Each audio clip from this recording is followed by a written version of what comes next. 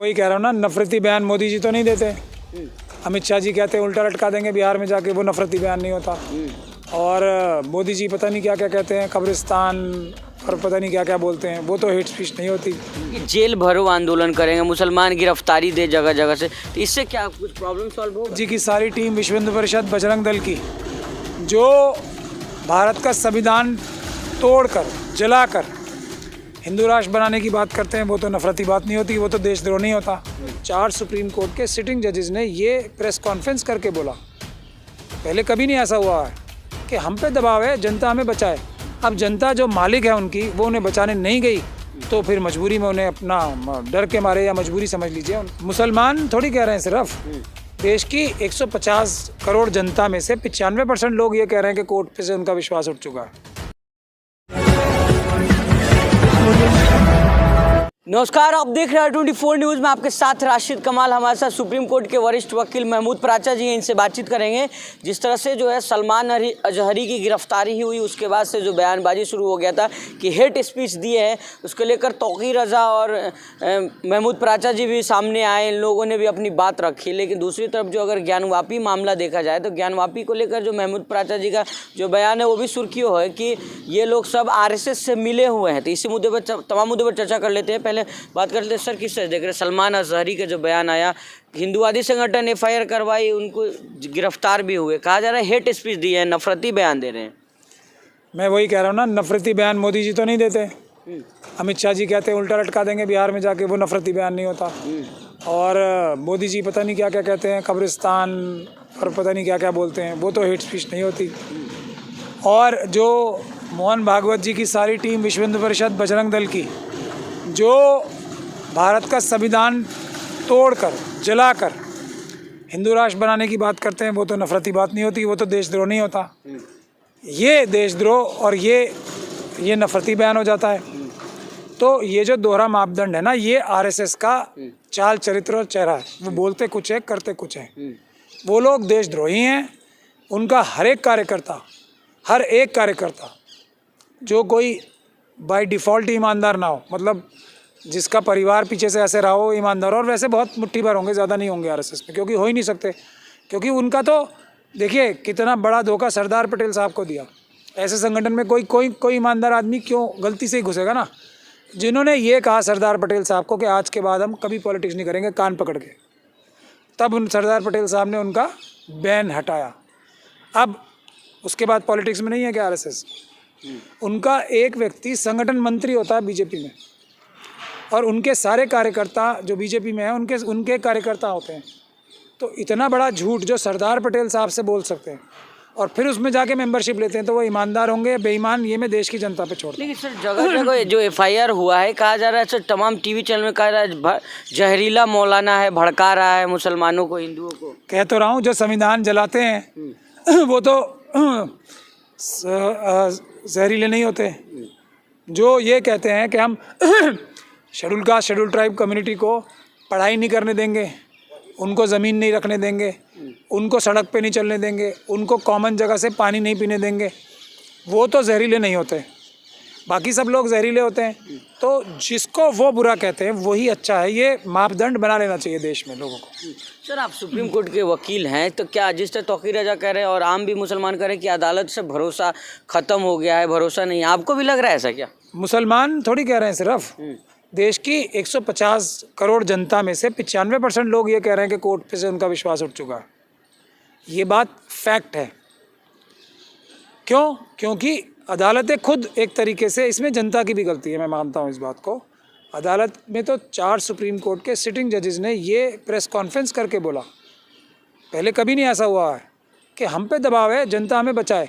अब जनता जो मालिक है उनकी, वो उन्हें बचाने नहीं गई, तो फिर मजबूरी में उन्हें अपना डर के मारे या मजबूरी समझ लीजिए, उन्हें वो रास्ता इख्तियार करना पड़ा जो उनकी जान और उनके परिवार की जान को सुरक्षित रखता था। तो इसीलिए, लेकिन जनता अब खड़ी हो गई है। EVM का विरोध इतनी तगड़े तरीके से कर रही है कि हम पेपर बैलेट से चुनाव कराएंगे, जनता ने डिक्लेयर कर दिया, अब कोई नहीं रोक सकता।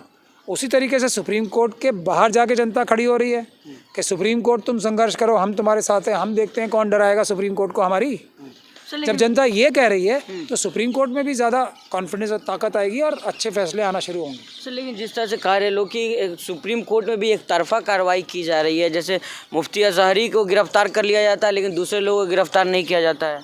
नहीं, वही मैं कह रहा हूँ ना, इसीलिए अभी मैंने एग्जाम्पल दिया, तो इसीलिए जनता जब जागरूक हो जाएगी तो सारे संस्थान जो हैं वो मजबूत हो जाएंगे, अच्छे तरीके से काम करेंगे, हमारा ये मानना है। और हम जल्दी प्रशांत भूषण साहब ने भी एक मीटिंग बुलाई है, हम उसके लिए यही करेंगे कि हम अदालतों को कैसे मजबूत करें, उनका कॉन्फिडेंस जो आज कुछ डगमगाया सा लग रहा है उसको कैसे मजबूत किया जाए। जजेस इंडिपेंडेंट होते हैं, जजेस फ्री एंड फेयर होते हैं, जजेस अपनी कोर्टों को खुला रखना चाहते हैं। आज ऐसा माहौल क्यों बन गया है कि जजेस कई बार ऐसे भी ऑर्डर पास करते हैं कि हमारी कोर्ट के अंदर मत आओ कोई, तो ये क्यों हो रहा है? तो इसीलिए ये जनता की जिम्मेदारी है, मालिकों की जिम्मेदारी होती है कि अपने सभी नौकरों को सुरक्षित रखें ताकि वो अपनी संविधान की शपथ को ईमानदारी से पालन कर सकें और ईमानदारी से अपनी नौकरी कर सकें। सर तौकीर रजा कह रहे थे कि जो दूसरी बाबरी नहीं होने देंगे, लेकिन आप तो कह रहे हैं कि कमेटी आरएसएस से मिला हुआ, फिर दूसरी बाबरी कौन होने से रोक पाएगा सर? जो ईमानदार लोग होंगे, देश की जनता रोकेगी ना, SC ST OBC और माइनॉरिटीज़ के लोग जो संविधान पसंद करते हैं वो रोकेंगे, वो गलत फैसले नहीं होने देंगे। कुछ चंद तो गद्दार हर जगह होते हैं ना। तो आप तो कह रहे हैं ना सर खुले मन से कि वो लोग मिले हुए हैं सर। तो मिले हुए नहीं है क्या? कौन कह रहा है नहीं मिले हुए हैं? वो बताओ मुझे आप। वो खुद कह रहे हैं हम हारने, उनके सबसे बड़े वकील जो हैं वो ये कह रहे हैं कि हम हारने के लिए केस लड़ते हैं।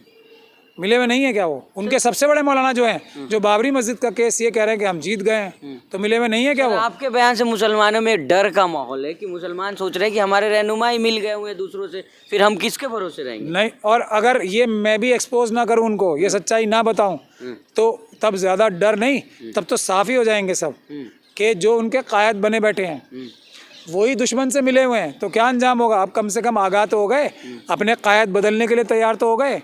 कायद बदल दोगे, ईमानदार कायद ले जाओगे तो ये लड़ाई ख़त्म हो जाएगी। मतलब फिर किस दुश्मन की मजाल है जो किसी भी SC ST OBC और माइनॉरिटी के व्यक्ति से लड़ सके? किसी दुश्मन की मजाल नहीं है। भीमा कोरेगांव नहीं देखा आप लोगों ने? 500 लोगों ने 17,000 लोगों को कैसे 2 मिनट में भगा दिया था। तो SC ST OBC माइनॉरिटी के लोग बहादुर होते हैं, लेकिन उनके अंदर जो गद्दार होते हैं, उनको जो ये साजिश करता लोग होते हैं, जो RSS और BJP के हैं, वो तोड़ लेते हैं। उसी के माध्यम से तो कुछ वो लड़ाई जीतते हैं अपनी, वरना कौन जीत सकता है? अच्छा सर, तो कह रहे हैं कि जेल भरो आंदोलन करेंगे, मुसलमान गिरफ्तारी दे जगह जगह से, तो इससे क्या कुछ प्रॉब्लम सॉल्व होगा? सारा प्रॉब्लम सॉल्व हो जाएगा। जो गद्दार भी हैं वो गद्दार 2 वजह से, एक तो लालच, हज़ारों करोड़ रुपए जो लेते हैं FCRA के, और इधर उधर से जो लोगों को चंदा लेते हैं बेवकूफ़ बना के, काम तो कोई करते नहीं है, काम अपने ही पेट भरते हैं। और अभी एक मौलाना की तो मैं गेटअप देख के हैरान हो गया, एकदम फ्रेश गेटअप में आए ना वो आजकल, जो दोनों में से जवान हैं, वो एकदम फ्रेश गेटअप वैसा ही आया जैसा मोदी का देखते हैं ना, मोदी जी का गेटअप कितना बढ़िया होता है, उस पर लाखों रुपए रोज़ खर्च होते हैं उनका गेटअप बनाने के लिए, वैसा ही कुछ गेटअप इनका आ रहा है नज़र। तो मुझे लगता है जो मेकअप आर्टिस्ट हैं दोनों ने वो भी सेम कर लिए हमने, RSS ने उनको उधार दे दिया। कुछ लोग आपकी जो बात समझ नहीं पाते, लेकिन कुछ लोग समझ पाते। किसके बारे में आप बात कर रहे हैं? कुछ लोग क्या समझना, देखो ना अभी एक जो प्रेस कॉन्फ्रेंस हुई थी उसमें एकदम चकाचौंध दाढ़ी कैसे थी किसकी, और सफ़ेद रंग का जो बांध रखा था, सफ़ेद रंग की दाढ़ी, यहाँ कुछ यहाँ पे कुछ काले बाल, ये सब टेलर मेड हैं। जो मेकअप आर्टिस्ट होते हैं ना वो बनाते हैं आदमी को सुंदर दिखाने के लिए। जैसे मोदी जी का एक भी बाल इधर से उधर नज़र आता है आपको दाढ़ी में, पहले ऐसा नहीं था उनका। अभी दाढ़ी जो एकदम शेप की हो गई है, जैसे मोदी जी की शेप वाली है। तो मुझे लग रहा है मेकअप आर्टिस्ट भी एक ही जैसा RSS ने दोनों को प्रोवाइड कर दिया है। तो अब भी और कोई सबूत चाहिए तो मैं क्या बोलूँगा इससे ज़्यादा। और तो ये लोग मिले हुए ही हैं ना, अगर ये मिले हुए ना होते, अब जो कह रहे हैं हम जीत गए, बाबरी मस्जिद का केस आप बता दो आपको भी तो कुछ थोड़ी बहुत समझ है। बाबरी मस्जिद का केस हम जीते हैं, हारे हैं? हार गए हैं। क्यों? तो आप वकील हैं, आप बताइए क्यों? बड़े इतने बड़े मौलाना कह रहे हैं हम केस जीत गए, मैं क्यों बताऊंगा? तो वो झूठ बोल रहे हैं क्या? मौलाना इतने बड़े झूठ बोलते हैं? तो मौलाना केस थोड़ी लड़ रहे हैं, वो वकील थोड़ी है, मौलाना थोड़ी है। मौलाना नहीं तो केस लड़ा। सारे जो मौलाना हैं पर्सनल लॉ बोर्ड के, जो प्रेस कॉन्फ्रेंस में थे, और जमीयतों के दोनों, उन्होंने मिलकर ही तो बाबरी मस्जिद का केस लड़ा है। अब वो कह रहे हैं केस जीत गए, आप कह रहे हो हार गए, तो आप झूठ बोल रहे हैं, वो झूठ बोल रहे हैं। अब आप बताओ ना, बाबरी मस्जिद कहीं नहीं नजर नहीं आ रही मुझे, पर केस हम जीत गए। बाबरी मस्जिद नजर आ रही है आपको कहीं? कहीं नहीं। तो फिर केस तो मेरे ख्याल से हार गए हम, ये तो कोई आम आदमी बता सकता। बता रहे हैं हार गए सर, तो वो कह रहे हैं जीत गए। तो जो इतना बड़ा झूठा मक्कार व्यक्ति हो सकता है, जो इतनी हिम्मत कर सकता है, क्यों? कि लोग उसकी इज्जत करते हैं, अंधभक्ति करते हैं, मैं तो यही कहूँगा। तो ये तो मक्कारी का काम है ना। बाबरी मस्जिद का केस हम जीत गए। वो क्या कहते हैं, मनु के चरणों में हमने सर झुका रखा था, और हम सबसे कहते हैं आओ मनु के चरणों में सर झुकाओ। तो आप लोग तो सर आप तौकीर राजा भी तो महापंचायत किए थे ना सर, उसमें भी तो लोग आए थे। तो अब जब इतने बड़े लोगों ने इतनी बड़ी गद्दारी और धोखा कर दिया तो दूसरे लोग तो आएंगे ही ना सामने। हम तो ये कह रहे हैं ये अभी भी सुधर जाएं। देखिए मेरी इनसे कोई जाति लड़ाई नहीं है।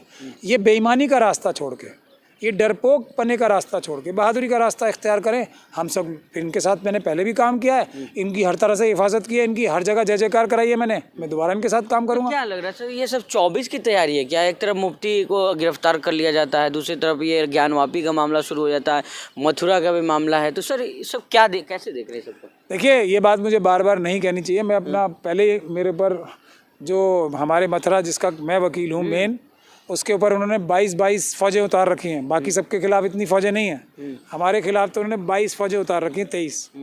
उनमें से कई क्रिमिनल फौजें भी हैं, क्रिमिनल हैं जो उनको उतार रखा है आरएसएस और बीजेपी ने हमारे खिलाफ। लेकिन फिर भी क्योंकि हम हारने के लिए केस नहीं लड़ रहे, तो हम लड़ तो रहे ना, और मुकाबला हो रहा है। हमने तो अभी सुप्रीम कोर्ट से स्टे लिया अप्रैल तक का, हाई कोर्ट से हमारे खिलाफ फैसला आया था, लेकिन हमने तुरंत स्टे ले लिया। अब ये लोग क्या कर रहे हैं वो नज़र ही आता है। इनके वकील बोलते हैं हारने के लिए लड़ते हैं, और ये कहते हैं हार के भी जीत जाते हैं। 24 में इसका क्या असर पड़ेगा? 24 में देखिए ईवीएम का असर पड़ेगा सबसे ज़्यादा। बाकी किसी चीज़ का कोई असर नहीं होता। उसका बहाना दिखाने के लिए लोग, ताकि ये सोचे कि भाई ये इस वजह से जीत गए, उस वजह से जीत गए चुनाव, इसलिए ये पूरा एक प्रपंच रचा जाता है। वरना ईवीएम के माध्यम से चुनाव जीतने की आरएसएस की और बीजेपी की तैयारी है। सर तो ईवीएम को लेकर भी तो आप लोग आवाज़ उठा रहे हैं, तो हम तो देश की रक्षा करने के लिए संवैधानिक तरीकों से, पीसफुल तरीकों से आवाज़ हर मुद्दे पे उठा रहे हैं। चाइना के लिए भी हम उठा रहे हैं, बेरोज़गारी के लिए भी हम उठा रहे हैं। जो देश का पैसा लाखों करोड़ रुपए चुरा के अडानी अंबानी को दे दिया और वो भाग गए सब देश से, लाखों करोड़ रुपए चुरा के मोदी जी के माध्यम से। अभी पेटीएम का मुद्दा जो है वो भी हम उठा रहे हैं। क्यों? क्योंकि हम संविधानवादी हैं, हम अम्बेडकरवादी हैं, हम देशभक्त हैं। जो लोग बेईमान हैं, पेटीएम की किसी प्रधानमंत्री को एडवर्टीजमेंट में फ़ोटो देना चाहिए था अपना, वो कह रहे हैं उन्होंने अपने आप दे दिया, तो कोई एक्शन लिया? 2018 से रिजर्व बैंक ऑफ इंडिया उनको कह रहा है कि पेटीएम चोरी कर रहा है, और मोदी जी 2023 में उत्तराखंड में जाके पेटीएम की तारीफ़ कर रहे हैं। और कोई सबूत चाहिए? ठीक।